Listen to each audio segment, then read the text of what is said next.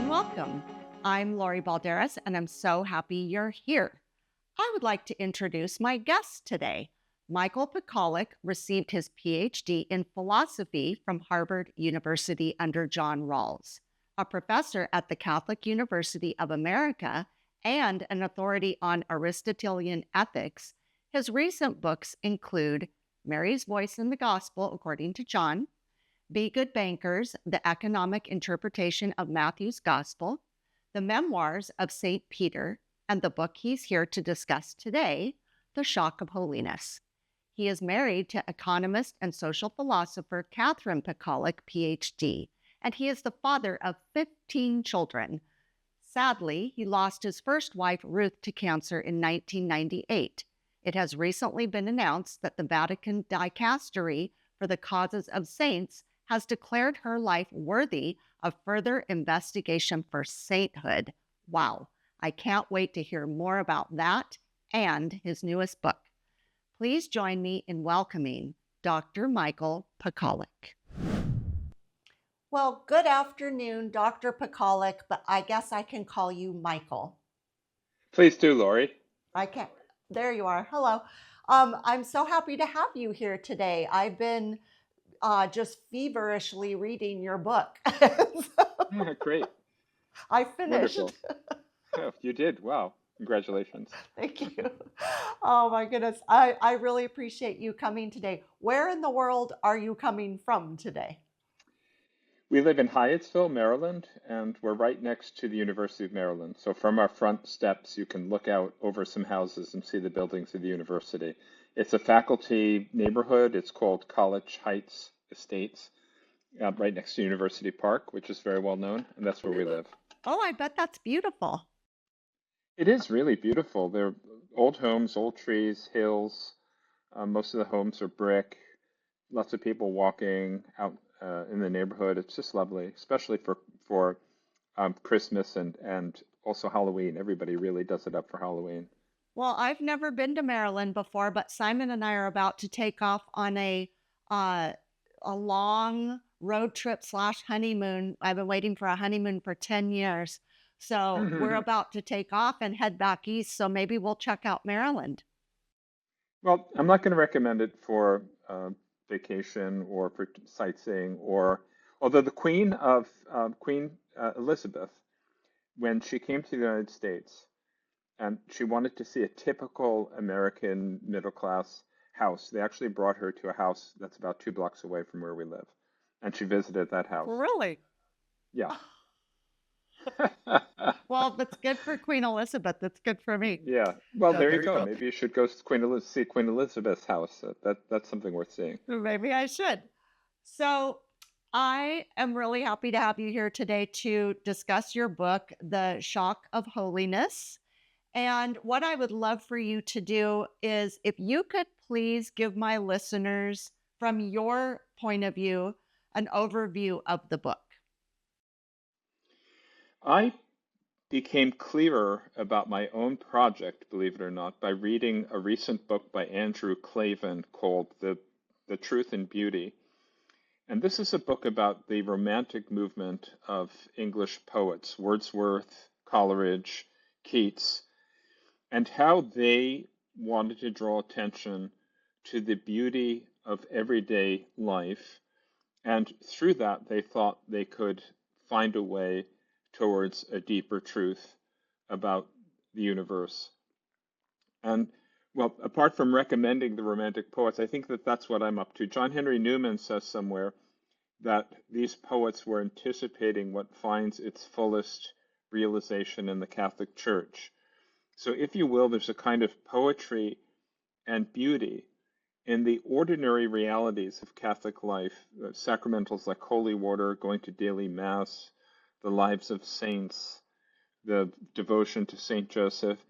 And my goal in this book was to bring out, with the eyes of a philosopher and a kind of poet, that's who I am, help people to see these things and then to see through them to these grand realities that we're living in. It's like the air. It's actually something that C.S. Lewis also says, that the fish don't recognize they're in water because they're in water all the time.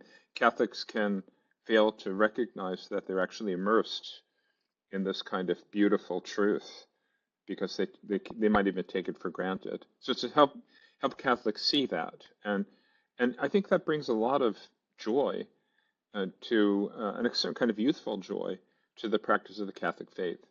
And you're a convert, is that correct? Yes. Well, my parents never went to Mass, so they were cultural Catholics in the real sense of the term. And they did bring their children to the sacraments the way they bought encyclopedias for the household and made sure that we got music lessons. But there was really no practice of the faith, no praying, no discussing the Bible, no talking about God, no common consciousness of Catholic faith or Catholic truth in my household. And so by the time I went to college, I regarded myself as an atheist. And I had a conversion experience in college where I became first an evangelical Christian, and then over a 3-year period, I became a Catholic. And for me, somebody when they're 20 years old or 21 years old, a 2 or 3 year period where you're searching for the truth really does seem like a lifetime. And you do go through so many steps and twists and turns, so many arguments, so many texts that you read that it seems like your whole life is bound up in this time of looking for the truth. So yes, I am a convert. People could call me a revert if they want, but subjectively it was as though I were dead and I became alive. Wow, that's amazing. You know, a lot of my listeners, I have many different types of listeners. They're all over the world, but I do have converts, reverts. I have people, who are trying to decide what they want to do. I'm a convert. I converted at age 49. I was raised in no religion. I ended up becoming a Christian, Protestant Christian. Loved that in the beginning. Kind of became I wasn't the best Christian, honestly. And then I found Yeah. Catholicism, and I feel the same way. It's like I fell in love with Jesus. That's why I became a Christian. Absolutely couldn't get enough of him. But then it was such a watered down version in comparison to Catholicism for me. That's how Mm, I kind of looked at it. And I kind of agree with you. I mean, what I gather from a lot of people who are cradle Catholics, many of them don't know why they're doing what they're doing.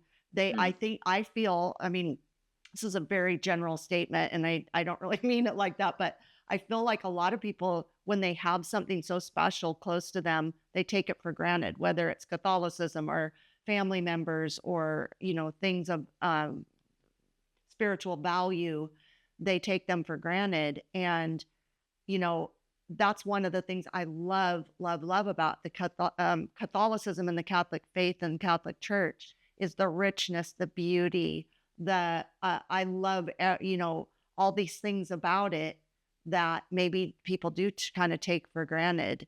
And I was getting that in your book where, like your take on a lot of things. I felt like I was privy to your inner dialogue. mm.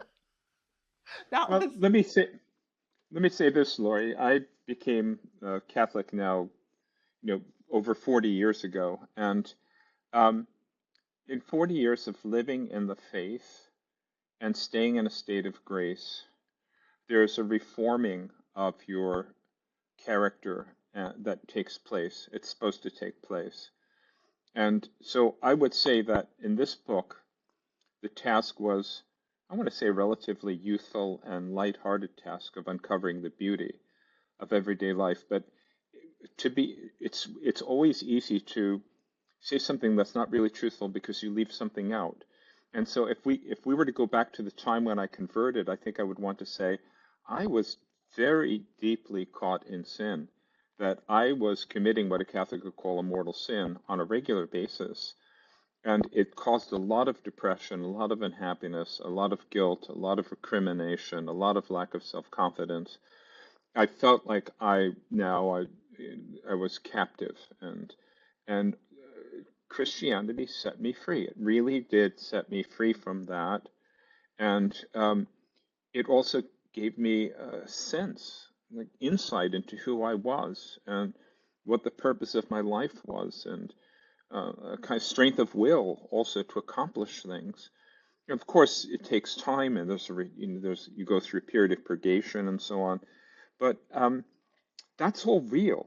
Sin is real. The grip of the devil is real, and liberation from sin is real. And the sacramental system of the church is necessary medicine for that. Right. And I feel like I was a similar, especially, prior to becoming Christian, I was definitely not leading, I didn't really have a compass. I mean, I did. I have really good parents and really good, they taught me really good things, but I never had like the compass of Jesus. I never had like that where now I feel like, even though I'm a sinner, I make mistakes all the time. I'm always doing something wrong or handling something improperly, but I strive so much to be in the right graces with our Lord. That's really important to me, and I do meet with a lot of resistance of that, and I know that He's with me all the time, and He's what gets me through every single day. Yeah. And how can it be the case, as it was with me, that I was a Harvard student? I was one of a graduating class of 1,000 at my high school in Long Island who was admitted to Harvard. So one out of 1,000 top student, getting A's at Harvard when it was still difficult, back in the day when it was actually difficult to get A's. So a leading student, I ended up winning a prestigious scholarship. I pleased all of my super brilliant professors. How could it be that somebody like that actually could lack complete sense about who he was and what his life was about and what are the most important realities in life? But that was true. That was me. So, and by the way, that's tremendous encouragement for the apostolate, because most of the people we're dealing with are like that. They are in that condition, and they won't be helped if we try to beat them over the head in any way. But by befriending them and by praying for them and by trying to set a good example, we can help others maybe to break free from that. Right. And I do feel like, I don't know if you felt this way, but I always say there's like a gaping hole or a missing puzzle piece, which is Jesus. And, when you don't even realize you have that missing piece, I didn't know what I was missing. And then when you Yeah. when you bring, when you have him come into your life, you know, a lot of it, again, I'll just speak for myself. It's like I was giving so much effort to it in the beginning of becoming a Protestant Christian. And then it just kind of like I drifted off, because of my living situation and all sorts of things. I'm not making excuses. I'm just being honest. It was just, Yeah. I drifted off. But then, um, I'm so serious about this faith, and I love being devout Catholic. And, I really need that structure, that guidelines, the unconditional love of our Lord. That's the most important thing to me. Yeah. Yeah. Well, when I became a Christian, St. Paul was really important for me, and uh, I think ultimately that's where there's a kind of romanticism that's in this book, Shock of Holiness, and it's called finding the romance in everyday life. That's its subtitle, and I want to say that romance, I can trace it back to St. Paul. I mean, what's more romantic than I have been crucified with Christ, and the life which I now live, I live by faith in the Son of God. Um, this is highly the idea that you're not even living your own life, you're living a life shared or given to you by someone else, and that you've died in someone else's dying. That's about as romantic as you can get. And so these, when I converted, I became an evangelical Christian. I memorized a lot of Bible verses, and I still ponder them. I still carry them around with me, and especially some of the great lines from St. Paul. I love St. Paul as well. I think he's such a inspiration. I mean, just I always love the story, his conversion. I'm not laughing because it's Yeah. funny. It's like if St. Paul can become a saint, so can I. It's like Yeah. he was the worst of the worst, and Yeah, that's so true. yeah. So I just think he's such a good role model. Um, your book, I feel, is it is, how you write it is very beautiful, very thoughtful. It's very different. I feel like it's a very different sort of book. And I just think it's really an interesting presentation. And I'm wondering, like, what prompted you to create it in the way you did? Because it's, just so my listeners know, it's a series of essays, and you have like 5 parts to the book. And I'm going to tell my listeners the parts. There's The Romance of Daily Life, Shock of Holiness, Mary and Joseph, Sex and Marriage, Life and Manners. And so it's like like I said, I feel like I was privy to your inner thoughts, because it reminded me that I don't know how you wrote the essays, if you wrote them over a period of time, if you kind of like wrote them and put them to the side. It kind of reminds me of, like, throughout my day, I think of things like I have a dialogue with Jesus, or maybe a saint. I'll say, please pray for me. Again, we don't worship saints, but we do pray, ask them to pray for us in intercession. So, I that's what it reminded me of, is like I was imagining you like having a thought and you're like sitting and thinking about it, and you write it down, and you're like having a collection. Maybe that's not what you did, but I just felt like, I was hanging out with you for the day, and you were telling these nuggets of knowledge. Well, that's not far from the truth. I mean, I think these essays are fruits of course, theological and philosophical study, but also interior life, and sometimes even somewhat desperate prayers to the Holy Spirit, because they're actually all essays that appeared in The Catholic Thing, which is kind of an online magazine. And I've written for them for 10 years, and I write every 2 weeks. So that's what, 1,000 essays? Is that what it works out to be? Anyway, hundreds of essays. And I thought a lot of these essays are not mere journalism. Journalism means writing for the day. That's what it means literally. Jour is French for a day, right? So it's something that you write for a day, it's gone, and then the next day you turn to something else. But some of these essays, I think, are of enduring value, that they can be read, and they will be read for years to come. So I wanted to collect them together, and I want to put them in an enduring form, which is a printed book. And I wanted them to be put in a form where people could give them to somebody, and you'll see that, the book is beautiful. It's got a gorgeous cover. It's really well printed. It's something you could give to somebody as a gift, and it looks like you're giving them something that's meaningful. It's not some of these cheaply produced books that they have these days. So that's what I wanted to do. And so I've got good friends, I have to say. I sent maybe 300 essays to several good friends who agreed to do this, and they read through them and they graded them for me. So they say A is you absolutely have to include this one, C is no, you should not include this, excluded, and B is borderline. And I took their the intersection, the Venn diagram intersection of their A choices, and presented them to Ignatius Press, and then that was 100, and Ignatius Press said, no, cut this down to 50. So then I had to go through it again. So these are the cream of the cream, as far as I'm concerned. And it's funny, the Father Fessio, who's the founder and original publisher of Ignatius Press, is famous for saying, and Catholic authors know this, Ignatius Press is not going to publish any collections of essays because people are not going to read any collections of essays that have been written by G.K. Chesterton. So that's his view, but this managed to crack through. In other words, this made it through that barrier.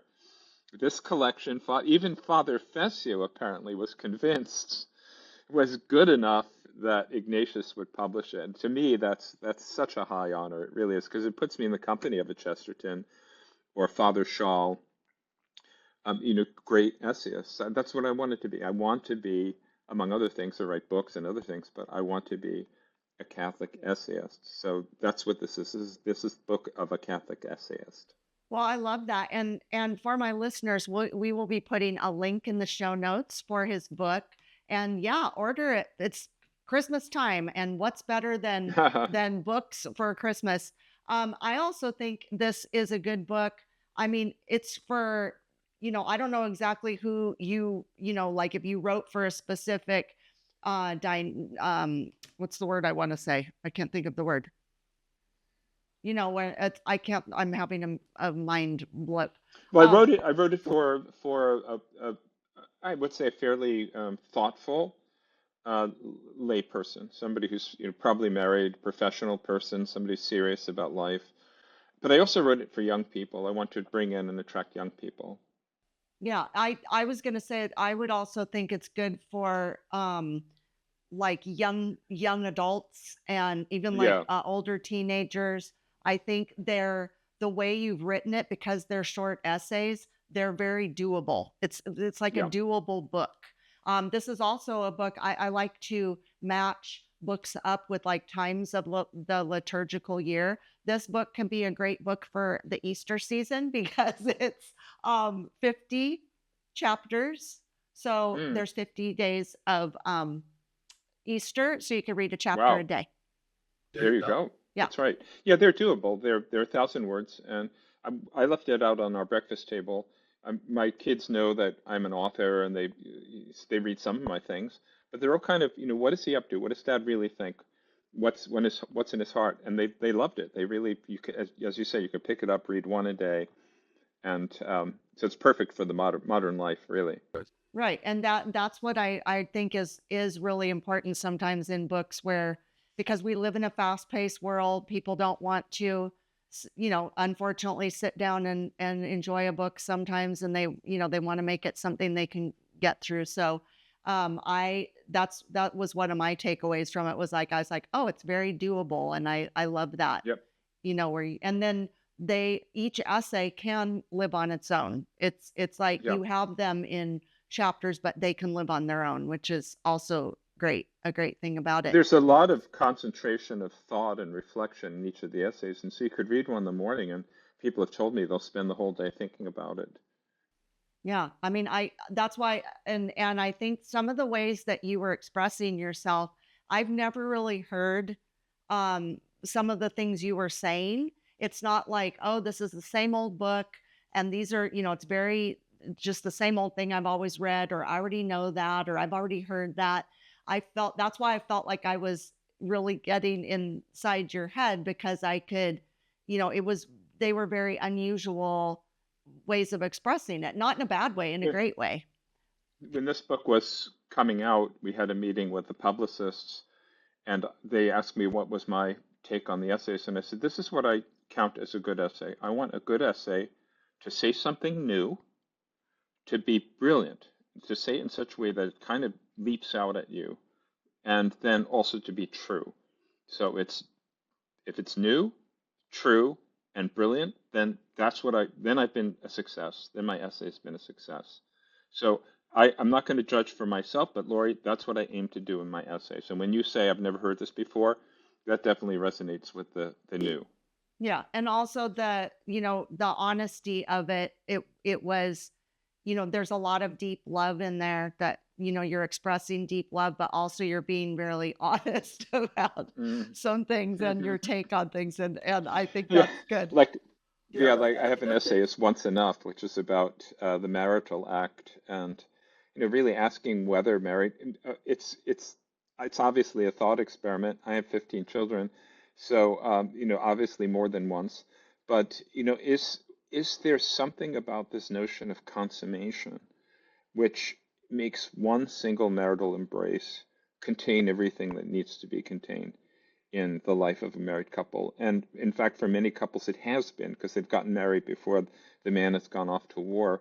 He's leaving on a ship the next day. They get married. They have one honeymoon night, and they regard themselves as fully married. And he's out there in the trenches for 3 years, and he can be, and with the grace of God, he is faithful to his wife because they're solidly bonded together.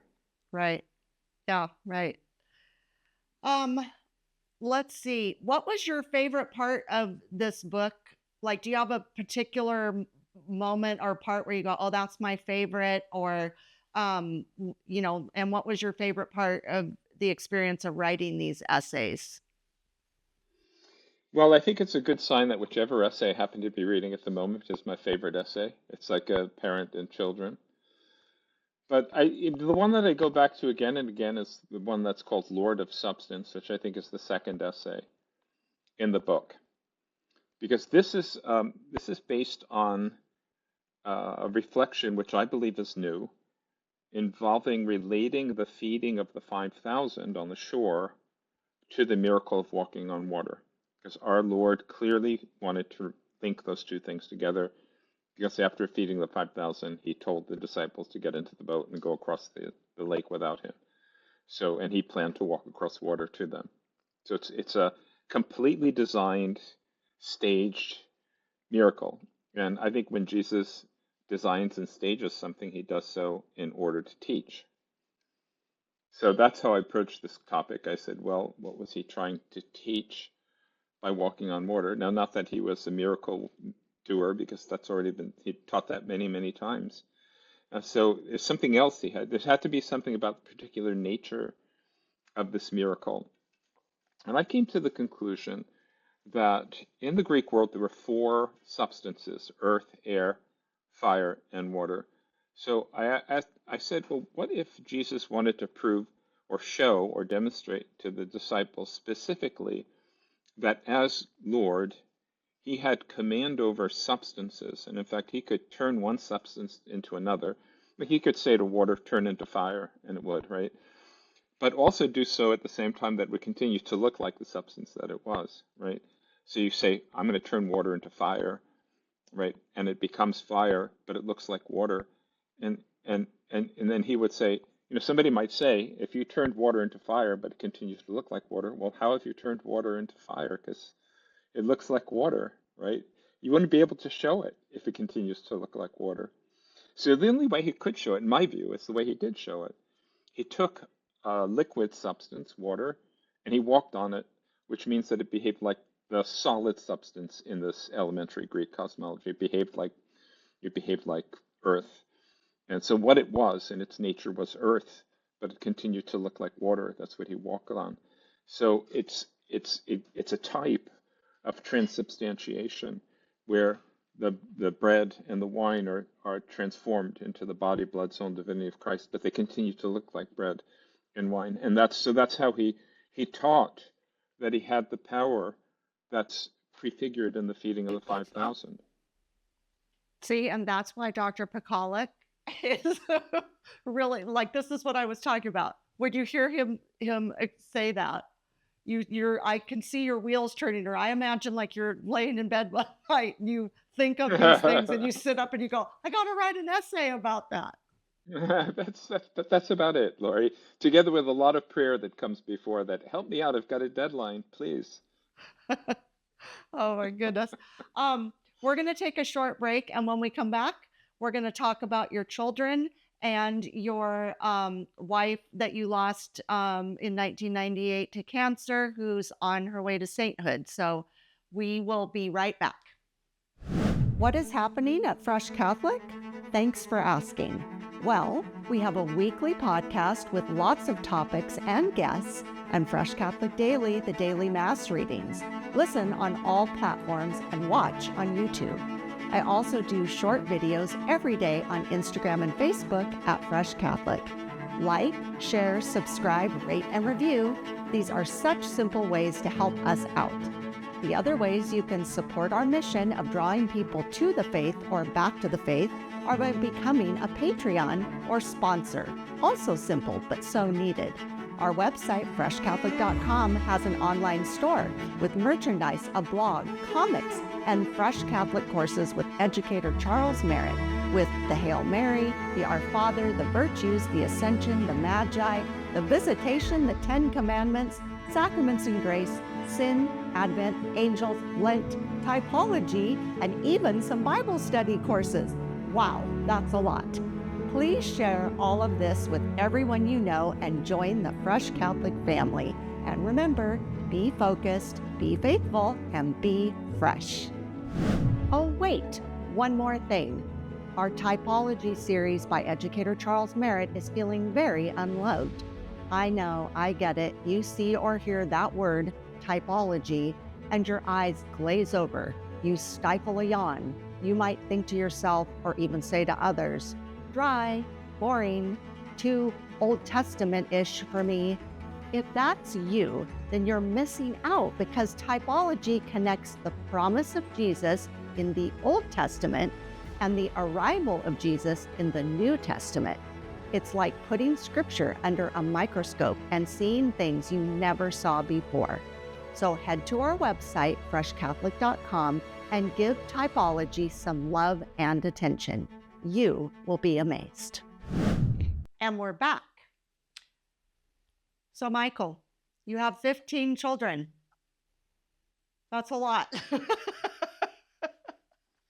It seems like a lot, but when I explain it to people, and people have asked, I remember once having a conversation with a professor at Cambridge University when I had only 8 children. He said, "Michael, is it true that you had 8 children?" Which, of course, to most people seems like an unbelievable amount.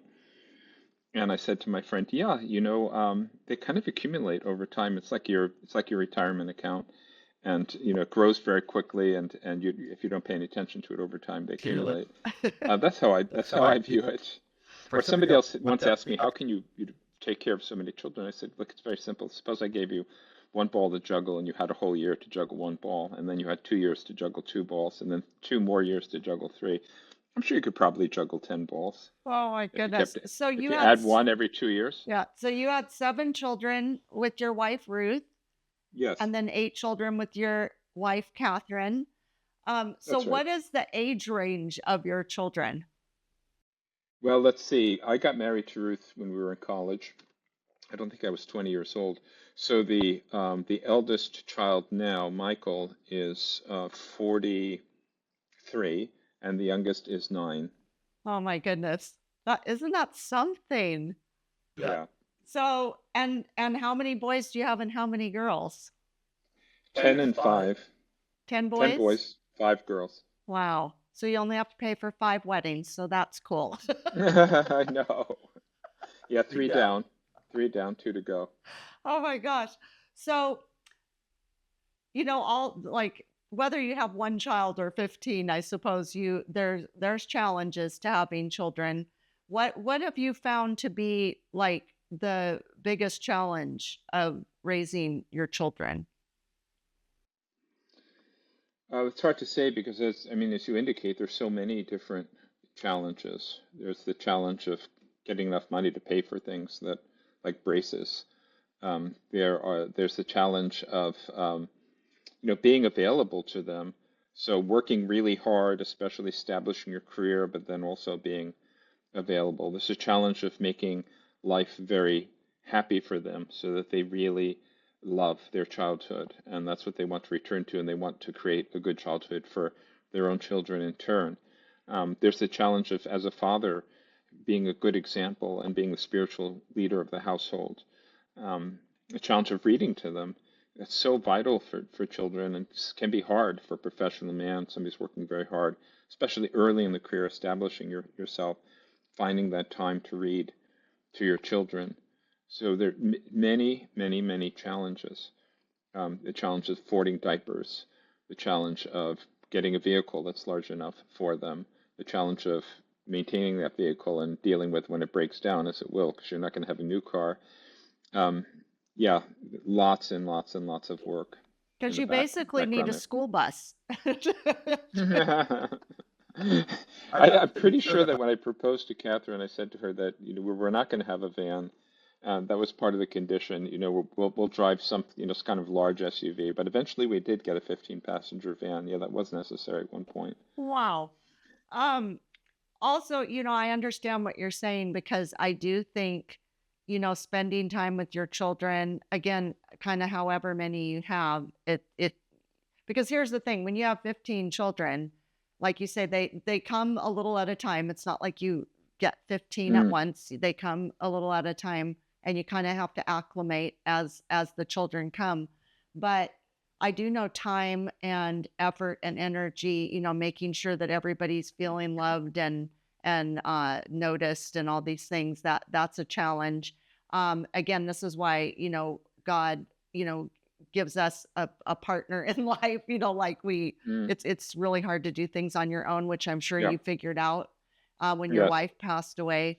But I do also feel like a lot of people spring into action and help when, there's like a person that loses the spouse, I mean, that's what I've never had that happen, but I know my friends that have had a similar situation, where people really spring into action and help. And then I would imagine the children all end up helping, to manage the other children naturally. Is that what you found? Well, I think after my wife died, that the children are crushed, and so they're not ready so much to be helping one another. They're all kind of suffering. I think that yeah, the community we had were very, very generous, and essentially, drop off the children anytime you want, and we'll take care of them. And even among Ruth's friends, there's maybe even like an over extension. If I'll raise your children, I'll take care of them. But as valuable as all this is, the Catholic idea of subsidiarity, it doesn't take the place of a husband and wife, a mother and father raising children. It can stand in its subsidiarity. It helps, but it can't really replace that. And I don't know why I thought that I could even just neglect getting married again, but that's obviously what I thought. When my first wife was dying, I actually didn't want to get married again. I told her very plainly that. I I really love scholarship, and I told her when she was on her deathbed, and this is actually kind of a strange thing to say, and but it reflects on how truthful what I said, that I really love the times when I'd gone away, say, to Oxford for weeks and just been able to study 12 hours a day. That was among the happiest days of my life. I joke that I'd always want to be a monk, and I can kind of pursue a monk-like life when she passed away, and that was all absurd. And people say absurd things when they're suffering from, severe illness or death. That was all absurd because she was, we had young children. So she really said to me that she thought I ought to get remarried, and I didn't, I didn't pay much attention to it until later on, of course. And I don't know what caused her to mention the name of somebody she thought I ought to marry, somebody who had just been graduated from college. So, and I thought to myself, this is very strange. I'm telling my dying wife, because she was going to die in 4 weeks after that, that I don't want to get remarried, and I couldn't. Besides, I couldn't even find anybody like her to marry again. There's no point even looking. It would be a pointless exercise. And then she's matching me up essentially with an undergraduate. This struck me as being bizarre beyond words. Nonetheless, when I thought I had gone through mourning, and several months later, I thought, well, at least I'll get in touch with this person, because that's kind of like a duty I owe to my dying wife. So I did, and we ended up falling in love, and now we're married for a much longer time. And Catherine says to me, "I'm now the oldest woman you've ever been married to," and that's true. So Ruth, she's the one, she picked Catherine for you. Like that's who she wanted.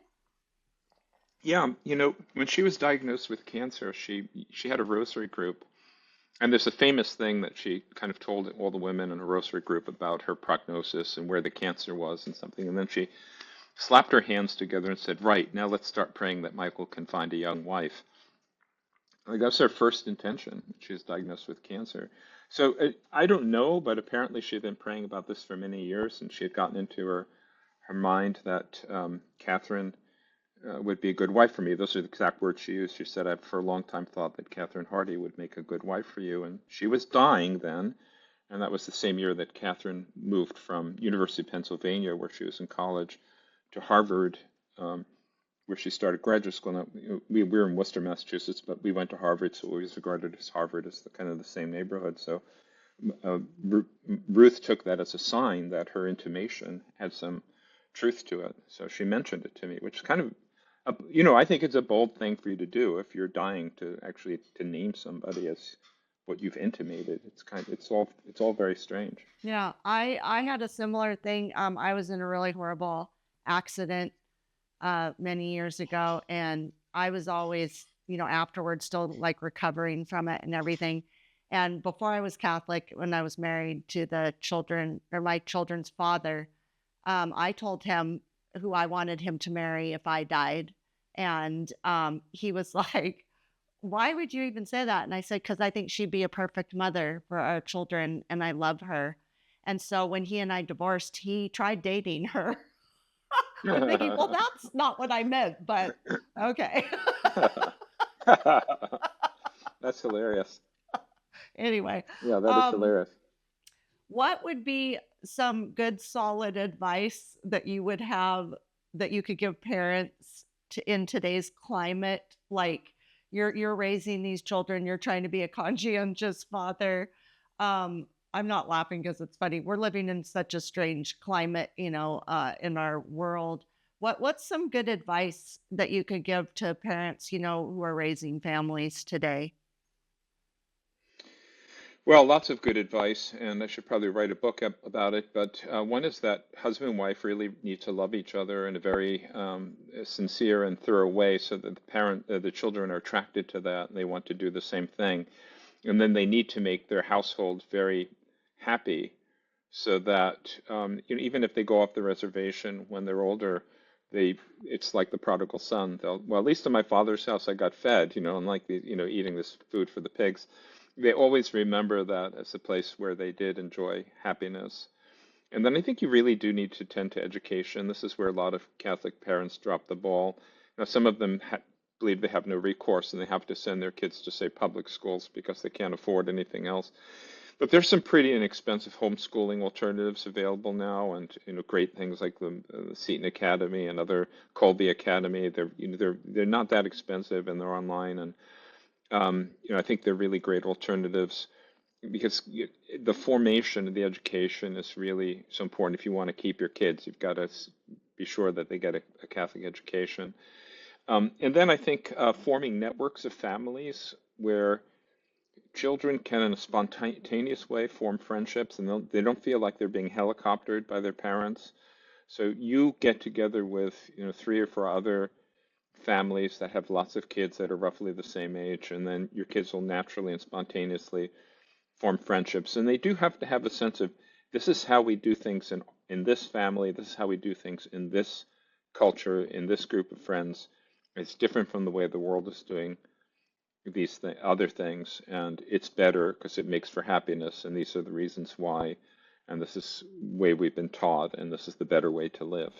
Right. I totally agree with that. I think that um, if you have that where you do, I've talked about this in another podcast where if you gravitate to families where you're in the same, faith, then the children all, one of them doesn't say, oh, well, I can't do that because I'm Catholic. They're all Catholic. They all, can or can't do whatever they're talking about. I mean, it's their lifestyle. They don't have to like feel awkward about it or try to justify it. It's just like I think that is a successful way. I also feel like what you're saying about homeschooling. I think if you can't afford Catholic school, you can make a commitment to do homeschool, because if you have one parent working and the other one can do the homeschool, or you do it with a network of people, um, you can take the time off to do that. It's important, it's valuable and important. Yeah, And I think people do struggle obviously with the finances of it, but your time, you can give up your time if it's for the yeah, well-being of your children. yeah, yeah. That's right. And yeah, we're agreement with that. And there's something. It's a single parents or a single fathers in particular. He's the one who's the authority. I mean, Pius XI calls the father the head of the household. The mother is the heart of the household. Um, the father's authority alone is not sufficient to impart to the children the sense that what he's teaching them about the right way to live is objectively true. It's not just the assertion of his will for them. So to get this sense that there's an objective framework, an objective world where Catholic principles really do work out to be the best, you need to have a broader community. Maybe it's your parish, maybe it's this group of friends you and I were talking about, but maybe it's just some good coaches and good teachers, but they have to have a sense that this is the objectively right way of looking at things that goes beyond the will of the Father, especially when you're dealing with teenage boys who are not going to be doing something necessarily because their father's telling them to do it. They do have a tendency to assert their own will against their father, and that's the way it should be. And the father needs to recognize that. Some fathers are very controlling, and they think that they alone can raise their children to adulthood, and they can't. Yeah, it's definitely a team effort, that's for sure. So Ruth, who passed away in 1998 of cancer, she's on her path to sainthood.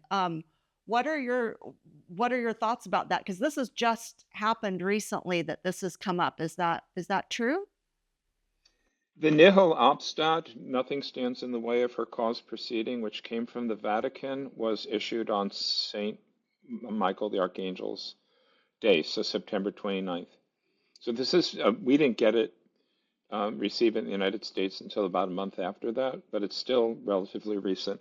I have to say that my reaction to it is um, it's mixed. On the one hand, objectively and with impartiality, I think it's the greatest thing in the world that a mom with a large family who's pro-life and from America and Worcester, Massachusetts, which is a very humble place, no less, might be declared a saint. I think that'd be fantastic for the church, and she would stand for moms everywhere, and she stand for pro-life people everywhere. I think that would be really fantastic.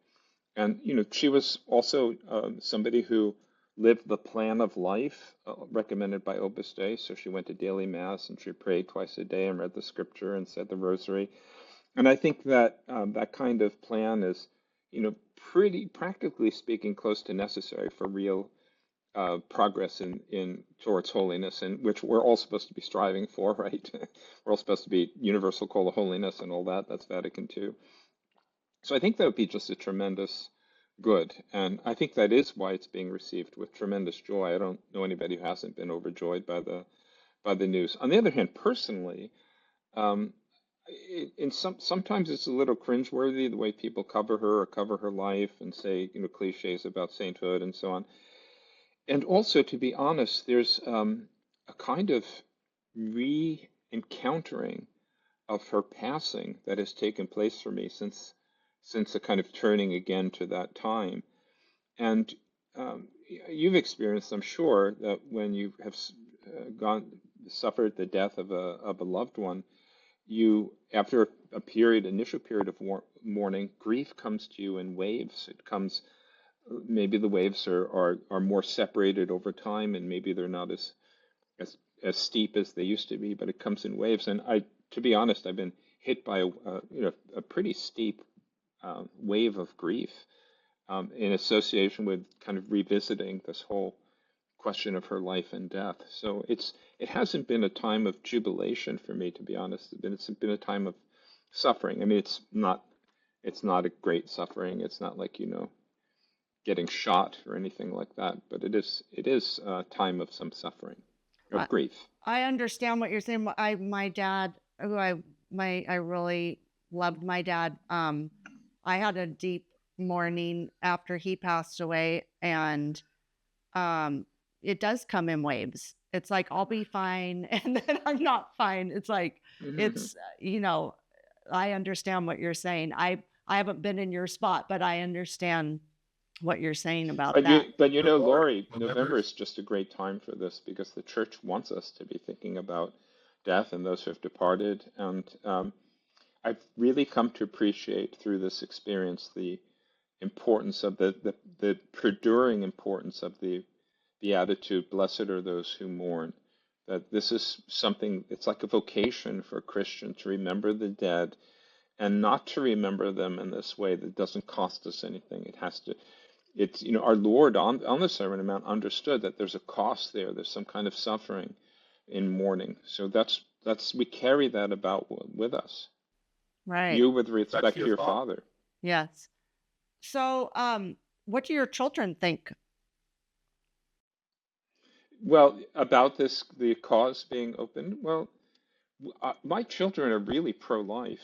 I mean, I think that's the thing that they most like about the whole thing. Because, I've got a son who has just graduated from Catholic University of America who was so admirable for every Saturday go out with the students and pray rosary in front of the abortion clinic. He did that without fail, whatever the weather. Real stalwart pro-life kids. So I think they never knew her, of course, and the older children barely remember her. But and they kind of find it interesting because now there's a kind of widespread public attention to their own lives. It's not always welcome. It's uncomfortable to be looked at in that way. But so for many of us, I think it is a slight mortification. But again, it's not the worst suffering anyone's ever had to go through. Interesting. So, briefly, what's the process of, what are the steps that has to happen? I would imagine it's a lengthy process. Is that safe to say? Well, there's the bishop would like something called a private juridic person, which is essentially a corporation recognized by the church, to request formally that the cause be opened. That requires the submission to him of a petition, which can be fairly lengthy, like maybe 20 pages, something like that. So a not-for-profit corporation has been founded in the state of Massachusetts called the Ruth V.K. Pakaluk Foundation. And that is now, that foundation, that not-for-profit, is seeking to be recognized by the Bishop of Worcester, who's Robert McManus, as a private juridic person. When it has this status within Catholic canon law, it is going to assemble a petition which will formally request that the cause be opened. The bishop will examine that, and now that he has the leave from the Vatican, he just needs the vote of support from the U.S. Bishops' Conference, which no one thinks will be problematic, and then he can declare the cause to be opened. And then there'll be the usual examination of witnesses, the assembly of a kind of an examination of Ruth's life and writings. I guess a theologian has to go over her writings, an historian has to kind of put together an official biography, and then this gets submitted to the Congregation for the Causes of Saints in the Vatican. For the first step would be a declaration that she had lived the virtues heroically, and then she would be declared venerable. And then after that, you need one miracle that's certified, validated to be recognized as a beata, as a blessed, and then another miracle after that to be recognized as a sancta, as a saint. So those are the steps that are before us, and whether those steps are taken or not, that's all in the hands of God, which is fine with me, right? If it's God's will, it will go forward. That's amazing. It's very exciting. I know I appreciate your honesty about how you're feeling and how your children are handling it. I think it's important, I mean, whatever people are going through, it's really important to just be honest about it, and not say, "Oh my gosh, everything's fine and great," when you have these thoughts. I think that's really interesting. Is there anything that you didn't get to say that you would like to say before I let you go? No, just happy Thanksgiving. This is being recorded in Thanksgiving week, so there's actually an essay in the book, Shock of Holiness, called Thanks Within Thanks, which is another one of my favorites, Lori. In fact, among my children, one of them, Sarah, it's her favorite essay. She thinks it's the best one I ever wrote. And what it does is it takes St. Thomas Aquinas's theology of the virtues surrounding gratitude, and it sees within the act of a mom feeding her family. I understood it to be Thanksgiving time. I don't remember whether that was explicit in the essay. All four aspects. So you see in this simple act of a mother giving food to her family on Thanksgiving, all four aspects of the virtues related to gratitude. I like that story too. It was the one with the bread, right? Yes. Yeah. Yes. Yeah, I love that story too. There was a few. I'd have to really think about which ones were my favorites, but Yeah, I feel like I should turn the Turn the tables and tables ask about which ones you like the best. I actually really was interested in the ones about Saint Joseph because I Yeah. love Saint Joseph, and you said a Yeah. lot of things that I'd never really heard before or thought about Yeah. before. And so I thought Yes. that section about Joseph and Mary, I think that whole section, that whole part was very interesting because I do often think about them as a couple or a pair or a team, and the things that they had to go through together. And I thought that was probably my favorite part. Yeah. Yeah. Yeah, I think they're pretty successful. And I think that I came up with some insights for myself that are not widely shared about Saint Joseph in those. I think there are actually 5 essays on Saint Joseph. So I think that should be very helpful to people. Well, happy Thanksgiving to you as well. And I really have enjoyed this conversation. And I know that my listeners will really enjoy your book. So we'll put a link in the show notes and buy it for all the people on your list. Just order a stack. Yeah, exactly. They're not that expensive and everybody will love them. And the And covers well, are beautiful. this is coming out after Black Friday, so you're missing the Friday deal, but it's still a really good deal. It's very reasonably Yeah. priced. So check it out, and thank you for coming today. I appreciate you so much. It's been a real pleasure. Thank you, Lori. Thank you. Thank you all for coming today. Thank you. Love you. Bye.